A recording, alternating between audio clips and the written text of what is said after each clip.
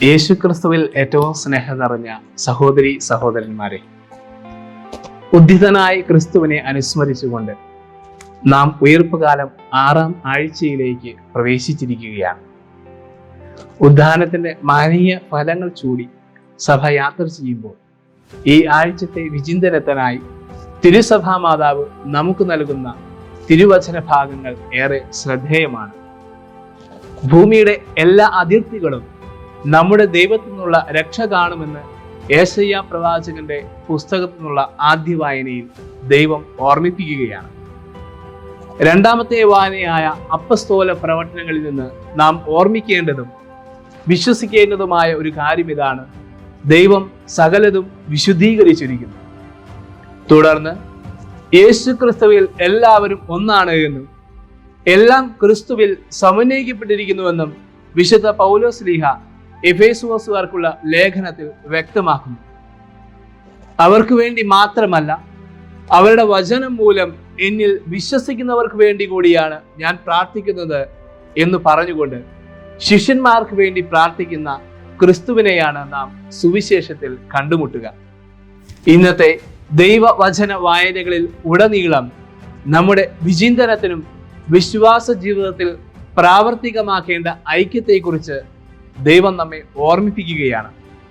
ഒരു കൂട്ടായ്മയുടെയും കൂട്ടി യോജിപ്പിക്കലിന്റെയും ഒരുക്കമാണ് നാം കണ്ടെത്തുക. ലോകം മുഴുവനും ദൈവത്തിന്റെ രക്ഷ കാണുമെന്ന് യേശയ്യാ പ്രവാചകൻ ഓർമ്മിപ്പിക്കുമ്പോൾ അത് സത്യദൈവമായ അവിടുത്തെ ആരാധിക്കുവാനും സ്തുതിക്കുവാനും എല്ലാ മനുഷ്യരും രക്ഷ കണ്ടെത്തുന്നതിനുമായി ഓർമ്മിപ്പിക്കുന്നു. നിങ്ങളെ തന്നെ വിശുദ്ധീകരിക്കുമെന്ന് യേശയ്യാ പ്രവാചകൻ ആഹ്വാനം ചെയ്യുമ്പോൾ അപ്പസ്തോല പ്രവർത്തനങ്ങളിൽ സർവ്വതും ദൈവം വിശുദ്ധീകരിക്കുകയാണ്. തുടർന്ന് പൗലോസ് ശ്ലീഹ സ്ഥിരീകരിക്കുകയാണ്: ആരും അന്യരോ പരദേശികളോ അല്ല, എല്ലാവരും ക്രിസ്തുവിൽ ഒന്നാണ്.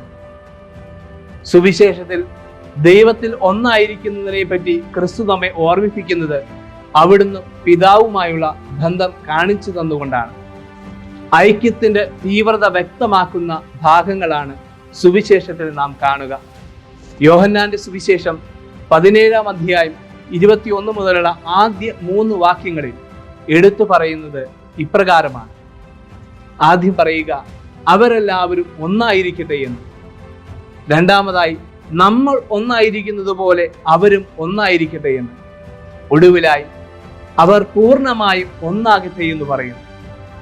തീവ്രമായ ഐക്യവും സ്നേഹവും സഹവർത്തിത്വവും നമ്മിൽ ഉണ്ടാകണമെന്ന് ക്രിസ്തു ആഗ്രഹിക്കുന്നു. ക്രിസ്തുവിന്റെ അനുയായികൾ എന്ന നിലയിൽ ഞാനും ക്രിസ്തുവുമായി ഐക്യപ്പെടണം. ഞാനും സമൂഹവുമായി ഐക്യപ്പെടണം. ഞാനും എൻ്റെ കുടുംബവുമായി ഐക്യപ്പെടണം. ഒരു ദേശത്ത് താമസിച്ചാലും ആരുമായിട്ട് ഐക്യപ്പെടുന്നില്ലെങ്കിൽ സമാധാനം ഉണ്ടാകുന്നില്ല. അതുപോലെ ഒരു കുടുംബത്തിൽ തന്നെ എല്ലാവരുമായി ഐക്യപ്പെടുന്നില്ലെങ്കിൽ ദൈവം ആഗ്രഹിക്കുന്ന ജീവിതം എന്നിൽ സാധ്യമാകുന്നില്ല.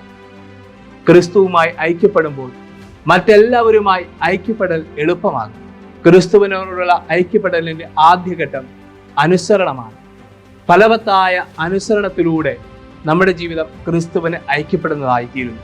ലിയോ 14-ാമൻ മാർപ്പാപ്പ തന്റെ സ്ഥാനാരോഹണ വേളയിൽ തന്റെ സഭാമക്കളായ നമ്മോട് ആഹ്വാനം ചെയ്യുന്ന ഒരു കാര്യം ഇതാണ്: ദൈവസ്നേഹത്തിന്റെ പാതയിലൂടെ ഒരുമിച്ച് നടക്കുവാനും ഒരു കുടുംബമായി ഐക്യപ്പെടുവാനും സഭയെ ക്ഷണിക്കുകയാണ്. ഈ ക്ഷണം സ്വീകരിച്ചുകൊണ്ട് നമ്മുടെ ക്രിസ്തു ഏകീകൃത ജീവിതം ഒരു സുവിശേഷ വൽക്കരണമായി തീരട്ടെ. ഈ ദൗത്യത്തിനായി യേശു ക്രിസ്തു നമ്മെ സമൃദ്ധമായി അനുഗ്രഹിക്കട്ടെ. ആമേൻ.